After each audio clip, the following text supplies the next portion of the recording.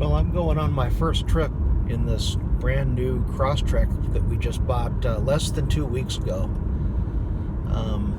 It's not really the first trip, but it's the first camping trip. We did take it up to Portland and spent about 4 days up there a couple of weeks ago when they had that heavy snowstorm. But what I'm doing now is going to meet my dad over on Highway 199, and we're gonna kind of get together and hang out. He's gonna bring his Subaru, which is a Forester, a 2019 Forester, and we'll go check out some roads. And we're gonna trade guns. I brought this 30-06 and he's got that 243 that I like. So yeah, this thing's really cool. It's got all kinds of safety features on it, a bunch of gee whiz stuff. I'll be talking about that later.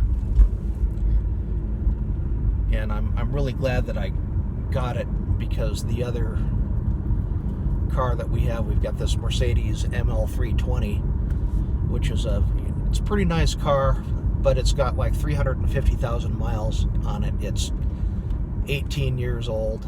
It was getting so that it needed a bunch of work, and I wasn't ready to I didn't want to be working on the car that we used as our daily driver all the time. And so one of my wife Joy's things is that she doesn't want to break down, and it was having some problems with the stability control because of the steering angle sensors.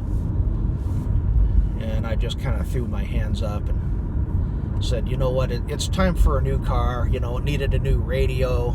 The radio went out on it because, like, she spilled some coffee on it and stuff, and only the soft touch buttons were working. And now I got the steering angle sensor.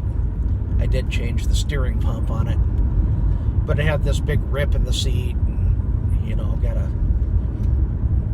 replace the seat cover at, you know, $350 for that. And it goes on and on and on. And so I'm going to use that as the backup car now, and I finally get to drive that and let it get scratched up and not worry about it too much, because it's the backup car. And so I probably won't be taking this thing out all the time. I definitely won't be putting a lift kit on it and big old wheels and tires. I mean, as cool as that would be, at least not until we have another car for her to drive. But, you know, I've got 3 cars already, and that's probably a little bit more than enough.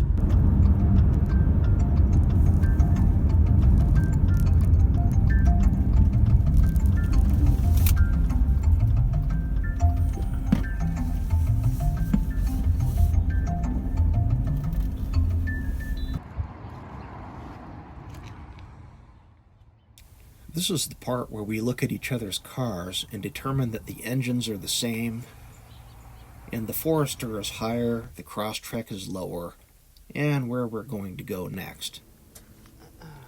So this must have come with all of this dirt, huh, from the factory? Of course. But yeah, it looks like the same engine.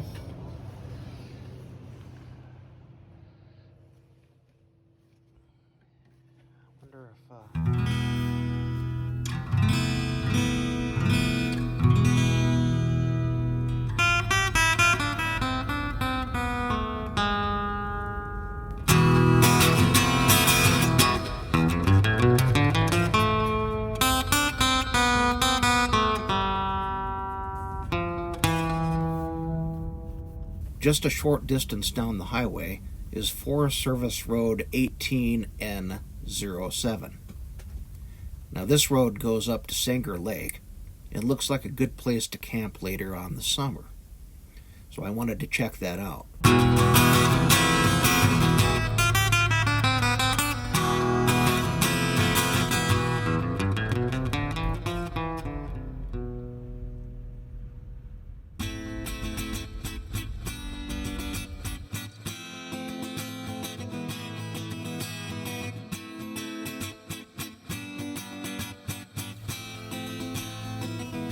But when we got within a mile or two of the lake, we encountered this excellent-looking gate that someone had left in the wrong position.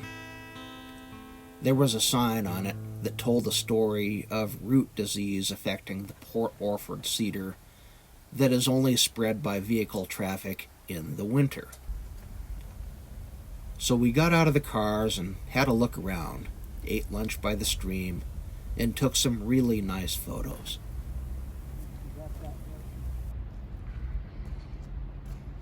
We then drove down the mountain, stopping near a waterfall,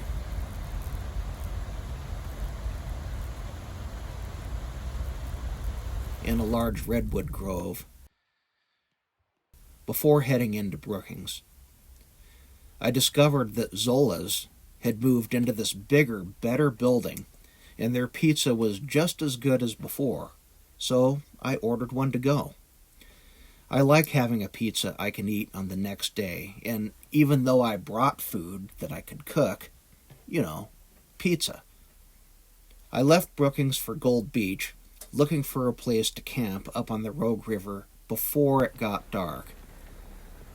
It started to rain pretty heavily, but I have all of that in the next video.